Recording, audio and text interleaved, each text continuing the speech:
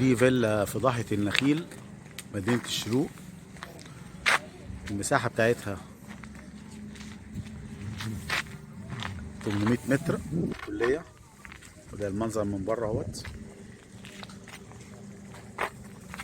استني مش هيمشي دلوقتي. ادي المدخل اهوت بتاع الفيلا.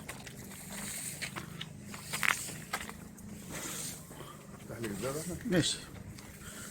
وده الباب بتاع المدخل.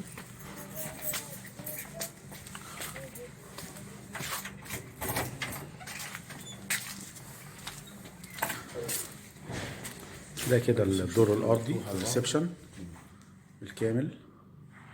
ده كده معمول مباني على 180 متر، ولكن في رخصة معانا من الجهاز ان احنا ممكن نزود المباني لو عايزين. تمام. هجيب هنا الجنينة بره، هنطلع بعد كده الجنينة.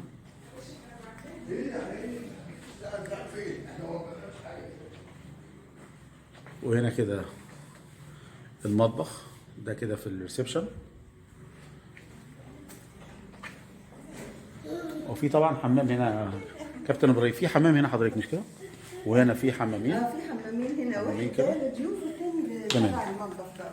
وده كده السلم بالنسبه للدور الثاني. بكده الريسبشن كله مفتوح، في مطبخ واثنين حمام، وفي بابين للفيلا، باب الرئيسي اللي دخلنا منه، وفي باب ينزل على الجنينه. تمام.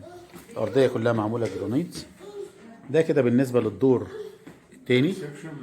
هنا كده السلم بيطلع على الروف. في مباني في الروف حوالي نقول 30 او 40 متر. في هنا اوفيس صغير اهوت، وفي ادي حمام، ودي كده اوضه النوم الرئيسيه. وفي بلكونه كبيره معاها، وفيها بلكونه كبيره يعني. بلكونه برضو كبيره اهيت، واتجاهها كده بحري. وكل كل الفيلا بالكامل بيدخلها الشمس من كل النواحي.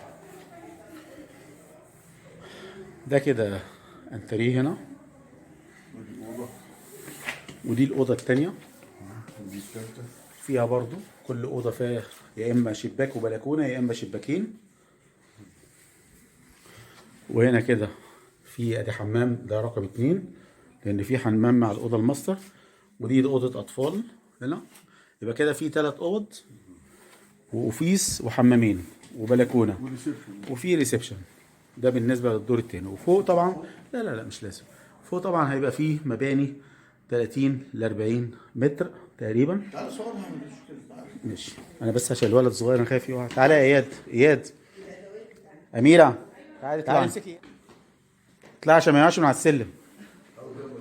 هو ابراهيم يعني فجأة اخويا جيت عنده فجأة، ما كانش عامل حسابه على هنا في ايه.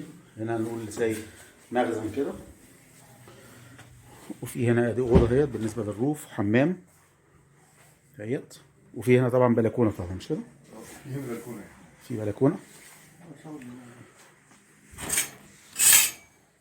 لا مش لازم تفتح، مش لازم تفتح. بص على النادي كده. بص على النادي اهوت. تمام. في طبعا اشتراك في النادي يا فندم مش كده؟ النادي ده اصله لاي حد.